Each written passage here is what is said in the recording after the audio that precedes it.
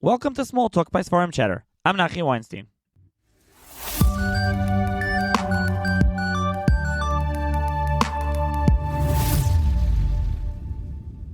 On this episode of Small Talk, I'm going to be joined by Dr. Edward Lebovics, who is the Vice Chair for Clinical Affairs, Department of Medicine, the Upper Professor and the Director of the Division of Gastroenterology at New York Medical College and Westchester Medical Center. And he is also the editor of the Touro University and New York Medical College Medical Halachah Annual, which is published in conjunction with Mosaica Press. And now the third volume has just been published, is what we'll be discussing generally, the series, if you will, and as well as this volume as well. So thank you, Dr. Lebovics, for joining me. My pleasure. Okay, so how and why did this Medical Halachah Annual come to be? The way it actually happened was I was sitting at a chuppah with Harav Agoiner of the Neil Lander, Shlita. We were chavrusas many years ago in yeshiva. Touro University had just taken over New York Medical College, where I'm on the faculty, as you mentioned. And we were talking about the role that Touro may play, being an Orthodox Jewish institution. And I mentioned at the time that I think there is no regular English language in-depth publication on medical halacha. Quite honestly, as I recall, he was initially reluctant because of the possibility of controversy that may arise, but eventually reached out to me and said, go ahead, do it. As I recall, kind of assigned me to do it, which I was happy to do. So this is a few years ago, and this is now the third volume. So a couple different questions I have, but let's just start. Like you mentioned, a controversy, like there might be potential controversies, that's what you were nervous about. So what is the aim, or ready when you were sitting there schmoozing by the chuppah, what were you both thinking like is going to be the aim of these volumes, if you will? I don't know if you planned more than one volume when you started discussing this, but what did you think the aim was going to be? What type of articles were going to be included? So the aim was to educate people, to increase awareness of some of the issues that develop. We could talk about the kind of issues we take on in this journal, and do it in a manner that is strictly adherent to halacha, the classical sources in halacha, meaning going through Shas and Rishonim, Achronim, Tshuvas, not really including anybody who just wants to express an opinion based on his own emotional feelings, but really based on the classical sources in halacha. And that was the goal. And I think we have stayed faithful to that goal. We are not intending to be progressive, to move the needle, to come up with new, innovative ways to solve halachic problems in a questionable way. We want to, frankly, steer clear of that and leave that up to the Rabbanim. But I think that was his fear, is that we might be, pressured to publish things that he would not be comfortable with, and felt comfortable that I would keep it within that framework. Okay, so what type of things are you publishing, and who is writing? You said you leave things to Rabbanim. Are there Rabbanim writing here? Is it only medical professionals? Is it laymen? Who's writing in here? What type of things are they writing? Excellent question. So, the papers that we look for, that we have been publishing, obviously a major focus is going to be new technology in halacha. This is probably the biggest frontier in halacha and shilas and shuvas that come out in the current era, because there's an explosion of medical development. We've had papers on ECMO, which extracorporeal circulation, the impact of AI. I can go through various examples: uterine transplants, post-mortem sperm retrieval and donation. So these are all new technologies that raise certain halachic issues to be dealt with. And we also, I think, want to focus on common day-to-day issues that the healthcare workers deal with that lack clarity, that people don't really have a comfort in how to address. Examples: what is the role of the Rav in medical decision-making? Should, if you advise a patient the risks and benefits of different management options, should that patient ask a Rav? Should the Rav then render the decision? Where does that come into play? What is the relative role of the Rav, the patient, and the doctor in decision making? Another kind of daily issue that healthcare workers deal with: how do trainees navigate medical training, knowing that they're going to be doing procedures on patients for the first or second time? Issues perhaps of Gnevus Das, etc. Another example that comes to mind, we have the whole topic of Yisuve Daite, which is the psychological stress that a patient may deal with. What are the parameters? It's often quoted as a reason to do one or another thing. So just off the top of my head, these are issues that we took on. So these are, again, day-to-day issues that people are regularly seeking some clarity on.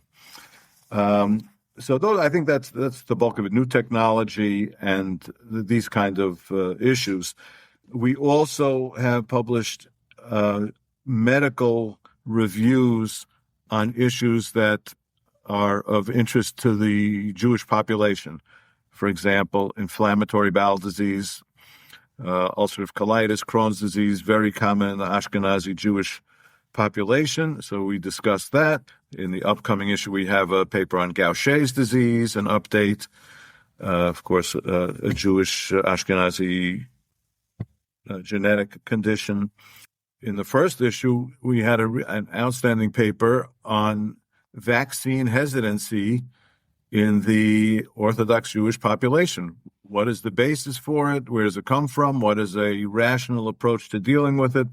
So, again, these are, I think, medical issues that are specific or unique to the Orthodox Jewish population.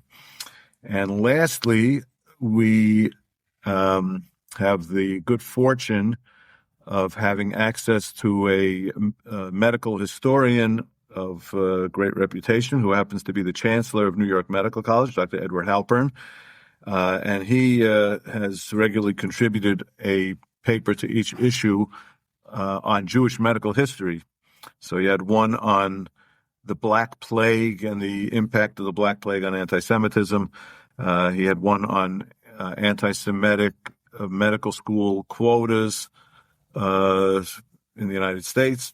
So I think those are the main areas. But I think the focus is really on new technologies and, common issues that I would say lack clarity. So are all the articles by medical professionals?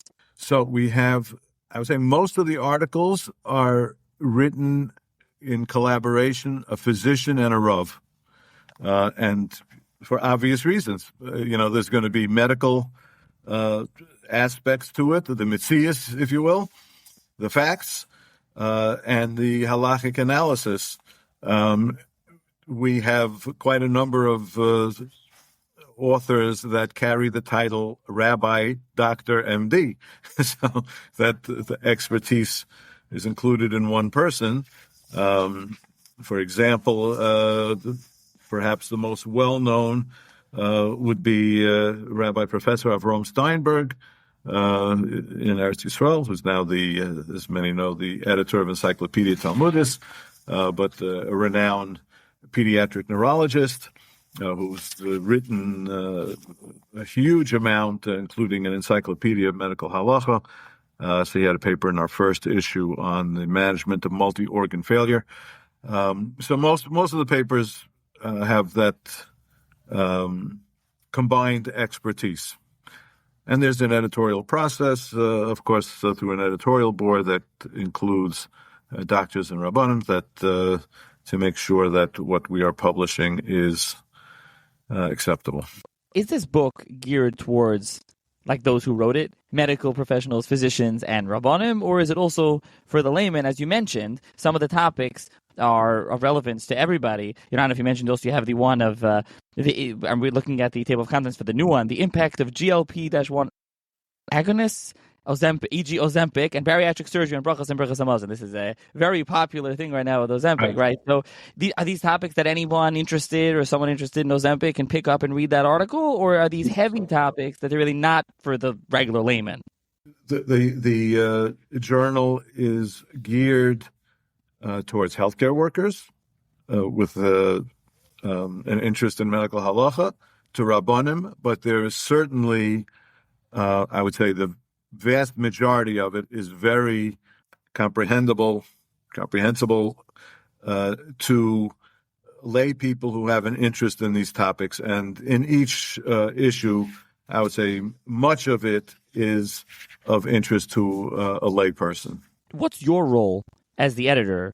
So, my role, number one, is recruiting people to write. As somebody told me when I embarked on this, if you have a friend who you really don't want to talk to for a while, just ask him to write something for you. But no, fortunately, people have been very forthcoming when I've reached out to them. And it's really to get the right people to write on topics of interest, number one, to them. People are only going to contribute papers on something that they're interested and passionate about, but also, of interest to the readership. So, that's one thing. As I said, I have an editorial board of which I include myself. So we get the papers back, we review them. I do have an outstanding managing editor, Rabbi Aviam Levinson, who I will tell you, much of what you read in the English language Torah literature is reviewed by him. He's just an outstanding editor, so he goes through the papers, for accuracy, grammatical and logical correctness. I have written a preface in all of the issues so far. Contribute a paper here and there as well, but that has been my role. How does one submit an article if someone listening is interested in submitting something? So we're interested in hearing from anybody who has the background and interest to submit a paper along the lines that I've described. We, as I said, have gone out and recruited people who we think would be appropriate authors that our readership would like to hear from. But on our editorial board is Rabbi Baruch Fogel, who is the campus rabbi for Touro University. So he interacts with students at a variety of Touro campuses, at many Touro campuses, and as such deals with a lot of students whose goal is to either go into a healthcare field or a bonus, and has mentored some of them to write in collaboration with Rabbanim, and those have been excellent papers as well. And I would say that we've had papers from world-renowned poskim, Rosh Yeshiva, as well as young Talmidei Chachamim who are medical students or college students or yeshiva bachrim that have contributed excellent papers. Now, the first volume was COVID-themed, COVID-related specifically. Now, this one, the new one, and the other, I think the second one also have been on different topics. Is the goal to have it just have an assortment of different topics with different sections to interest everybody, or do you want in the future to have themed volumes? And I guess I should ask, really, there are pros and cons to both way. I mean, how do you see it, having a volume that's completely themed one way or a mix of different topics? Yeah, so again, as I learned, people want to write about what they're interested and passionate about. So at the time of COVID, there were a lot of people who were very interested and passionate about COVID, and the whole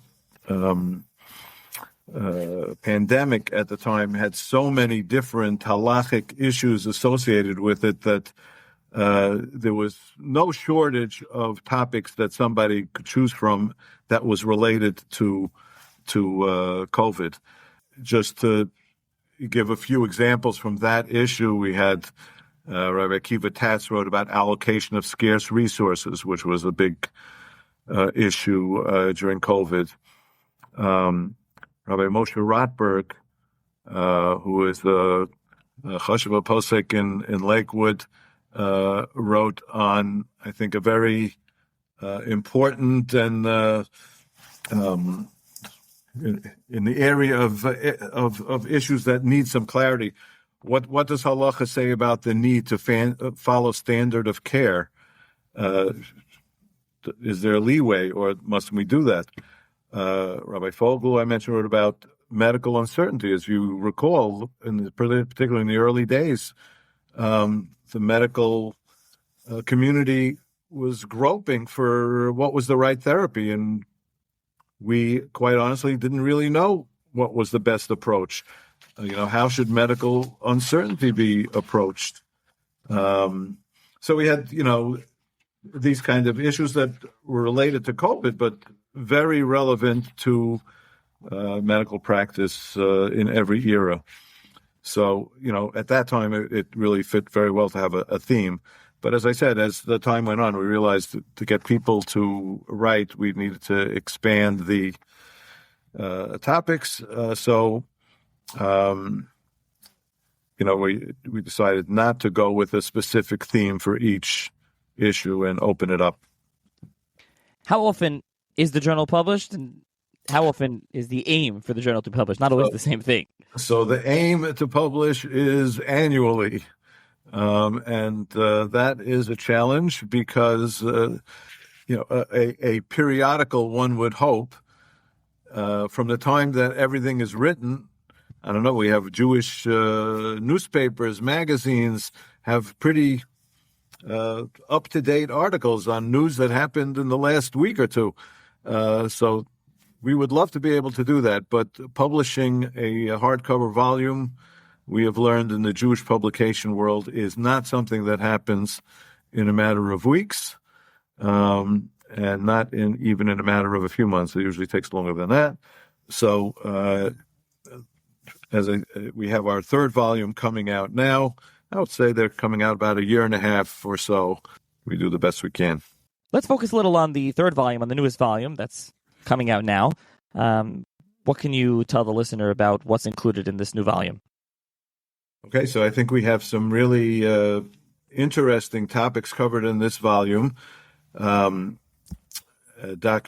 Yona Rubin, who is a pulmonary critical care specialist at the Massachusetts General Hospital, a Harvard affiliate, together with Rabbi Shlomo Brody, wrote a paper entitled, "Must Every Jew Die with Chest Compressions?" In other words, the role of CPR and what that accomplishes and what it doesn't accomplish. I think something that certainly Rabbanim should be aware of.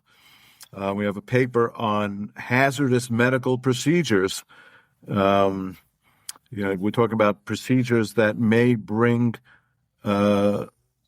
to a person chaye olam, in other words, long-term survival, but at great risk and even risk of long-term suffering and disability.